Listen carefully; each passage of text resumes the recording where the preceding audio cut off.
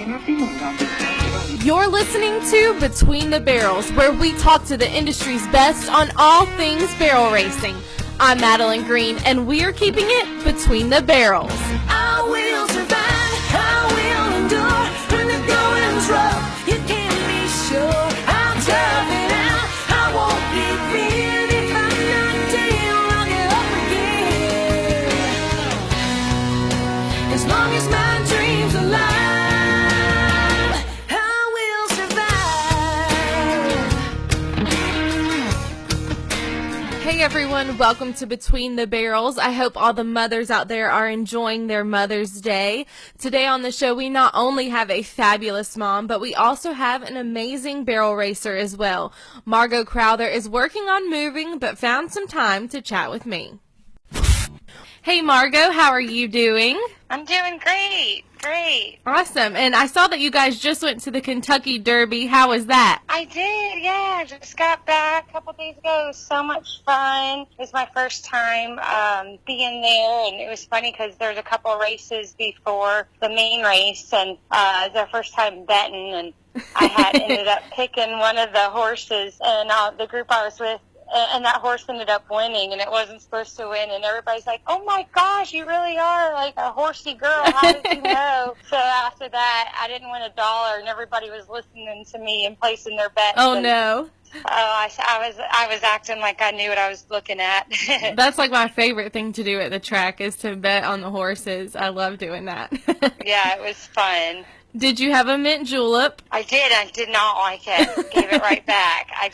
I'm not a bourbon girl. I don't even know if there's bourbon in that, but I think it was because it was not good. Yeah, I don't think I would like it either. Well, let's start off by talking about kind of how you got into barrel racing. Yeah, I've grown up around horses my whole life. I mean, my family, my mom was a big equestrian, my grandfather, and so I actually grew up showing horses, Western pleasure and English and jumping, showmanship and 4-H and everything. So I always just had a fun speed horse, they called it. Yeah. A speed show horse. But I didn't really, had a nice horse and did some NBHAs, nice barrel horse when I was like 11, 12, and 13. But then I really was involved in the pleasure. Then when I got into high school, kind of got out of it and was cheerleading and boys and all that. And then by the time I was a junior and senior, I begged for a nice barrel horse. And that's kind of when I really started competitively running barrels.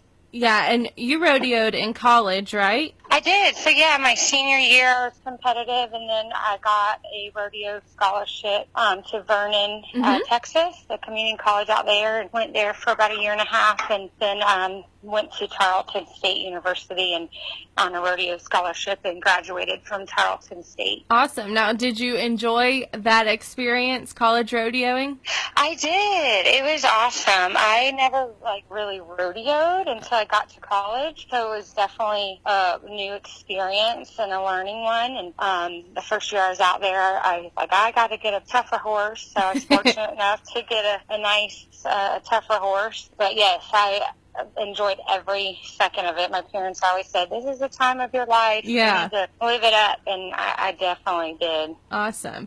And you futurity a lot now. Which one do you kind of prefer, the rodeos or the futurities? You know, you say that now, but I'm actually leaving next week to go to rodeo out west for a couple months. Well, that's good. Yes, yeah, I love, now that I have kids and a husband and everything, I love the futurity world, and it's really, really fun to buy and the prospects and see them grow. Yeah. But ultimately, I got into the futurity world to make my own rodeo horse, because after I got married and my husband said, I can't afford to buy you a jam-up rodeo horse, you're going to have to make your own. So that's kind of how I got into training horses. Awesome. But I wouldn't say I prefer one over the other. They're totally different. But now that I have the kids and the family and everything, I think it is fun to go and be there for a week and not just be run in the slack at 11 o'clock at night, load up and go to the next. So. Yeah. Now, do you think that you're ever going to try and make a run for the NFR? I am. I actually am getting everything prepared amongst our move at the house right now, but I'm going to leave after Fort Smith this year and kind of make a run for it. At least try to get in the top 30 so I can set myself up good for next year. Yeah, that's great. And you said you're going to Fort Smith, so how do you kind of get ready for that? Is there anything that you do differently, like right before one of those big futurities? You know, it's a good question. I kind of stick to the same as I've been doing, although I have kind of taken a break. I haven't been to a lot of futurities this year.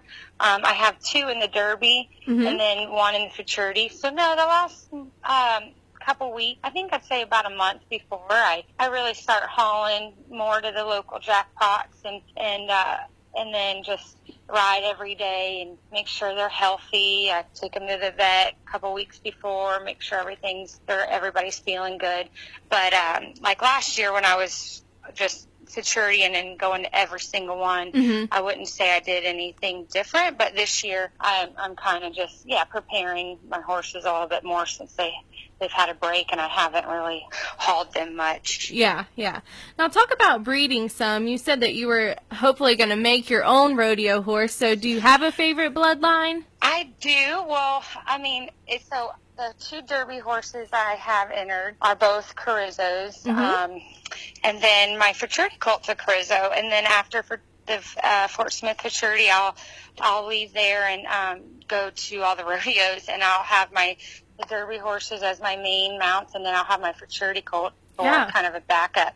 And I'm hauling with all Carrizzos. They all have different moms, but it's funny because they're all by the stud Carrizzos. So that's pretty cool. I guess I would say that he's my favorite. I do love the Dash to Fames. I mean, I've had a couple of nice Frenchman's guys, and I've had I've tried a few. I guess I would say that's my favorite. But no, I mean, I think the nice bloodlines can't really go wrong with. There's so many nice studs out there. That is true. And you made it to the American semifinals at the No Bull qualifier, but unfortunately you had a horse get hurt there. Kind of talk about that struggle and how you get through things like that. Yeah, I was doing good last year with my mare, Sissy, and then had some ground trouble, and she was injured herself. So it was definitely disappointing and devastating and emotionally really hard. But it's part of it. They're not robots.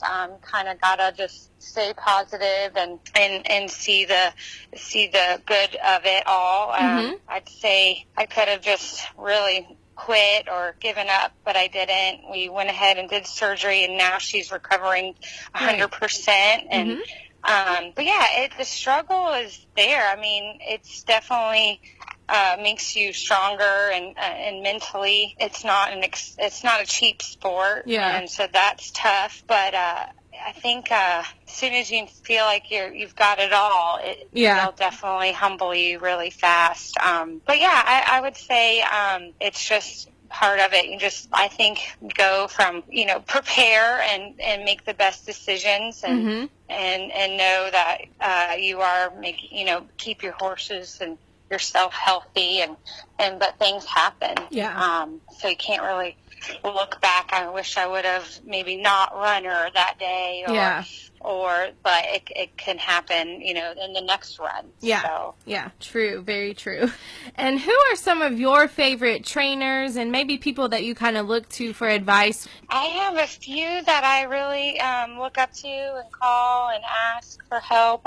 Craig Brooks and Nicole being 2 of them right here. Nicole has been a close friend of mine, Nicole Monroe, forever. I remember being 9, 10 years old, and my mom would say, "Nicole, get on Margo's crazy barrel horse. They won't go in the gate." So she really kind of opened the doors for me and my husband for the futurity world. And then Craig and my husband are just buddies, really good friends, and get along. And so he's always there to help. And then, of course, I've always, for some reason, just kind of looked up to Jolene. I don't know, Montgomery. I don't know, maybe because she was, started off riding the pleasure and 100 jumpers and stuff. So I like her style. But I think there's so many nice futurity trainers out there, and jockeys that there's always something to learn from everybody. Especially, I feel like I'm pretty open-minded, and there's many ways to train a nice barrel horse. There isn't one way. And what would you consider your greatest accomplishment in the sport? Haven't thought about that one. My greatest accomplishment. I think it was pretty cool to make it to the American semifinals with a 4-year-old at that time. I think that was pretty cool. And then also winning the WPRA finals, the card holder race finals, I should say, on a colt. Honestly, I went out there not having a plan. My husband's like, the day before the deadline closed, the books closed, he said, let's go out there and enter and see if you can hang with all the girls at Rodeo. And I'm like, no way, let's just enter the futurity. And so I thought that was really, really neat to go out there and compete with awesome rodeo horses on a 4-year-old. Yeah.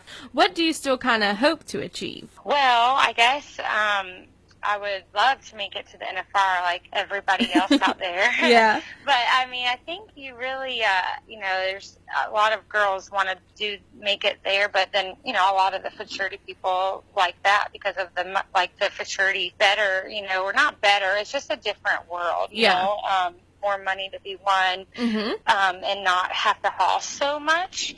But I would say I think making it to the NFR is on my bucket list. Yeah. And then giving my NFR horse, hopefully, to my daughter, and she can say, my mommy went to the NFR, and I can only make it once and just be done. Because I think being on the road, especially us being in Florida, is going to be tough. I'm kind of nervous about leaving in a week, but I think it's something that if I don't do, that I'll always think, I need to try, and I have the horsepower. So, I think that would be cool.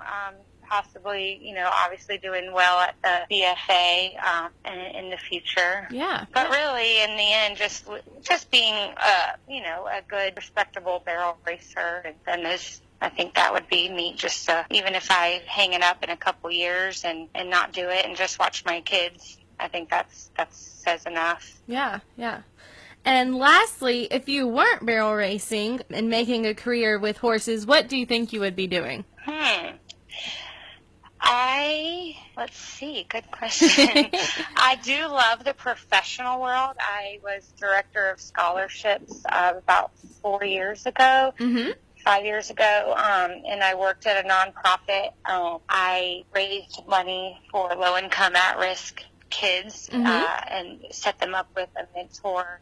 So that was a really rewarding job, something that I was passionate about. Yeah. So maybe something with, I wouldn't say a teacher, but maybe something to do with the school district and something with kids. Yeah. In that aspect. Yeah, I didn't mind my 8-to-5 job. I liked that part of it. So, I don't know, maybe something to do with kids for sure. Awesome. Well, Margo, thank you so much for being on the show, and good luck in Fort Smith, and good luck moving. I know that that's taking a lot of time. Thanks. Yeah, my husband is a big part of buying horses. He loves that part. So we have 5 acres now. We just are moving and starting over and building and everything on 18 acres. So I'm kind of nervous that he's going to be able to just keep buying. But, you're going to have tons of horses. It'll be nice to have some more room. Yeah. So, yeah. Thank you so much. No problem. And have a good Mother's Day. Oh, thanks so much. Well, that is all for Between the Barrels. I'm Madeline Green. And again, have a fabulous Mother's Day.